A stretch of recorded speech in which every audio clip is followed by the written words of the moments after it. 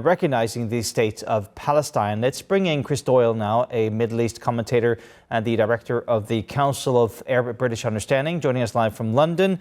How surprised are you that this turned out to be a sort of a joint effort now between Canada, Australia and possibly UK as well? We're expecting the announcement from the UK in a minute.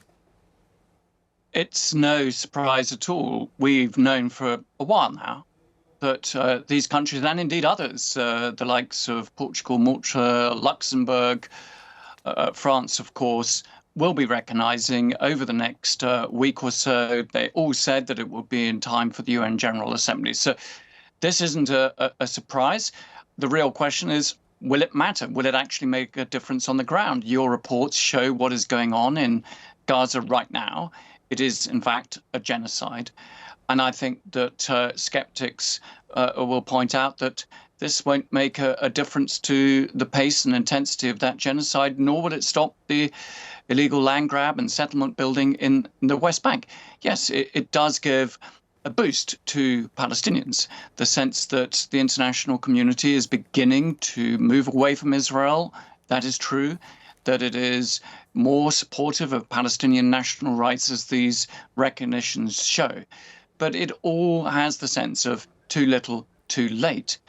It would matter far more if there was also, in tandem, serious actions like sanctions, disinvestment, the isolation of Israel, to indicate the utter outrage of an international community that should now be seeing Israel as a rogue state, a state that has felt free to bomb 7 countries over the last 12 months, 5 capitals of those countries, and that it has to draw a line. These powers have to say enough is enough.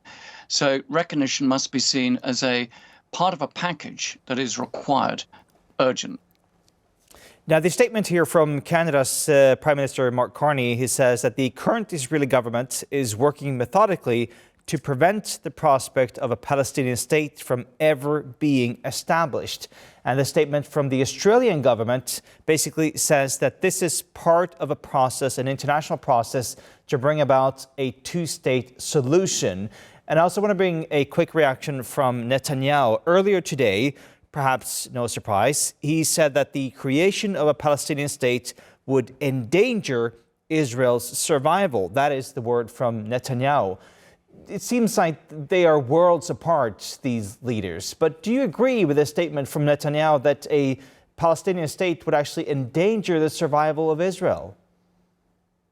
It's utter nonsense. In fact, it is the absence of a political solution to this conflict. It is the absence of rights for Palestinians, statehood for those who think that is the way forward, that you have 2 states lying side by side.